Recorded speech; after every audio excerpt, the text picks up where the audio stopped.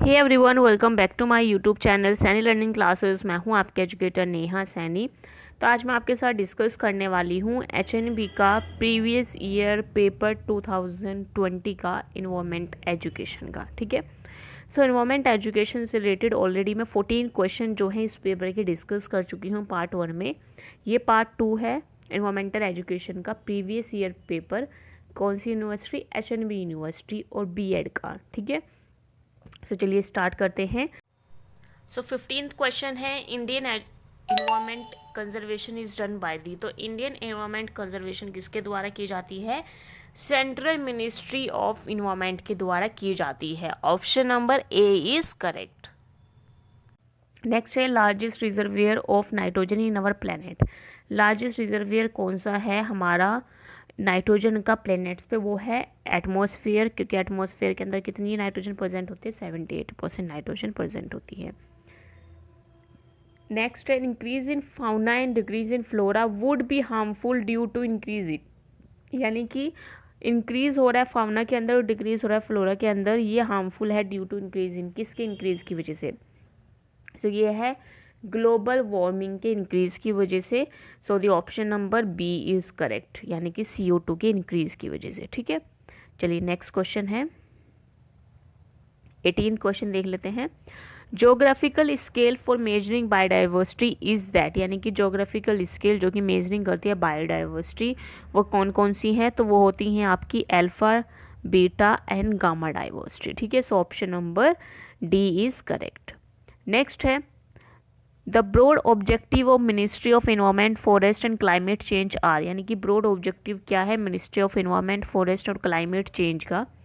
तो इसका जो ब्रॉड ऑब्जेक्टिव्स होते हैं वो क्या है? Prevention and control of pollution, conservation survey of flora fauna forest and wild life, protection of the environment, all the above. ठीक है, तो ये सभी क्या है इसके ब्रॉड ऑब्जेक्टिव्स है किसके? Ministry of environment forest and climate change के। So option number D is correct. Next है, the component of environmental awareness is. यानी कि कौन कौन से कंपोनेंट होते हैं इन्वायरमेंट अवेयरनेस के? फिजिकल, बायोलॉजिकल और सोशल, ये तीनों क्या हैं इसके कंपोनेंट्स है। Option number D is correct. चलिए नेक्स्ट क्वेश्चन है, environmental consciousness is related to. यानी कि इन्वायरमेंटल कॉन्शियसनेस किससे रिलेटेड होती है? सो environmental consciousness is related to effectiveness, यानी कि फीलिंग से रिलेटेड होती है। So option number B is correct. Next है, the purpose of social forestry is. यानी कि पर्पज क्या होता है सोशल फॉरेस्ट्री का? तो पर्पज जो है सोशल फॉरेस्ट्री का वो क्या है? Environmental conservation, development and social and rural development. Option number C is correct. Next question है,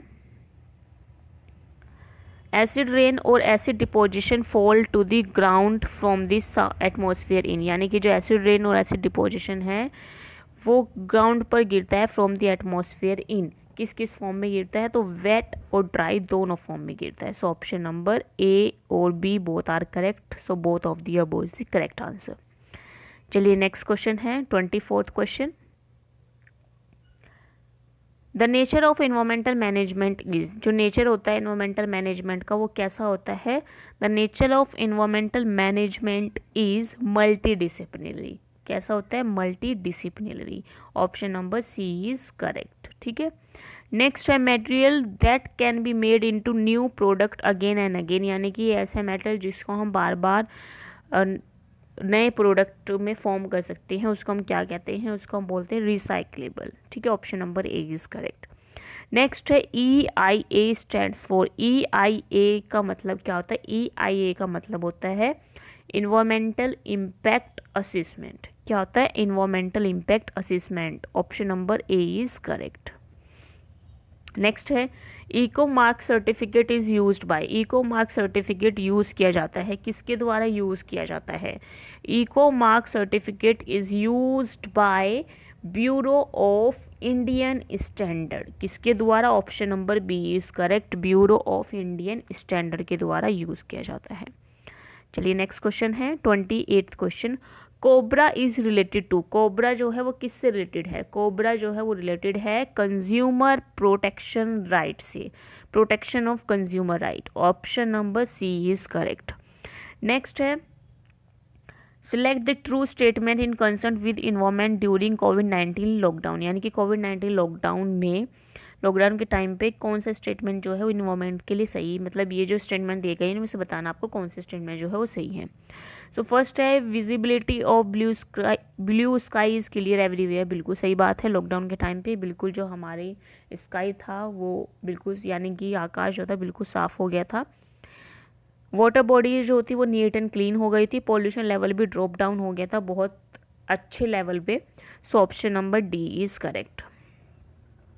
चलिए नेक्स्ट क्वेश्चन है improve quality, improve air quality improve करता है। अगर एयर क्वालिटी को हम इम्प्रूव कर दें तो क्या होगा, रिड्यूस रिस्क ऑफ अस्थमा, यानी कि जो अस्थमा का रिस्क है वो कम हो जाएगा।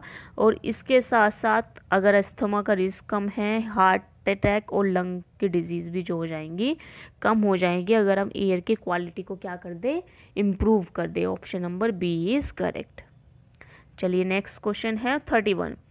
According to Indian State of Forest Report ISFR 2019, the total forest cover of the country is, यानी कि टोटल फॉरेस्ट कवर कितना होता है Indian state of forest report के अकॉर्डिंग 2019। तो 2019 के अकॉर्डिंग जो रिपोर्ट आई है इंडियन स्टेट ऑफ फॉरेस्ट की, उसके अकॉर्डिंग 21.67%, ठीक है, 21.67% of Indian total geographical area का क्या है, फॉरेस्ट ने कवर कर रखा है, यानी कि 21.67। So the correct option is option number B. चलिए नेक्स्ट क्वेश्चन है 32 question. Highest biodiversity is present in country named as, जो हाईएस्ट बायोडाइवर्सिटी प्रेजेंट है कंट्री के अंदर उसका नाम क्या है। सो हाईएस्ट बायोडाइवर्सिटी जो आपको देखने के लिए मिलती है वो मिलती है आपको ब्राज़ील के अंदर देखने के लिए। कहाँ मिलती है, ब्राज़ील के अंदर देखने के लिए मिलती है। Option number C is correct. Next है world ozone day is celebrated on, world ozone day कब मनाया जाता है। तो वर्ल्ड ओजोन डे सभी को पता है 16 सितंबर को। कब मनाया जाता है, 16 सितंबर को। Option number A is correct. यहाँ पे देखिए सितंबर से रिलेटेड कितने सारे ऑप्शन दिए गए हैं, तो करेक्ट ऑप्शन क्या है 16 सितंबर, ठीक है। चलिए अब आते हैं 34 क्वेश्चन पे।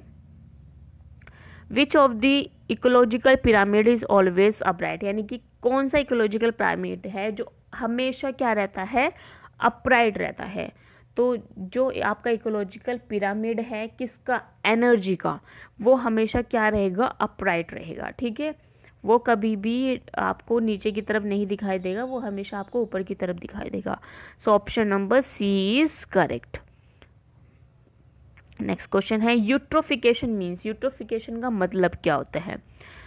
Water purification, neutralization of waste water treatment process, या enrichment of plant nutrient in water bodies.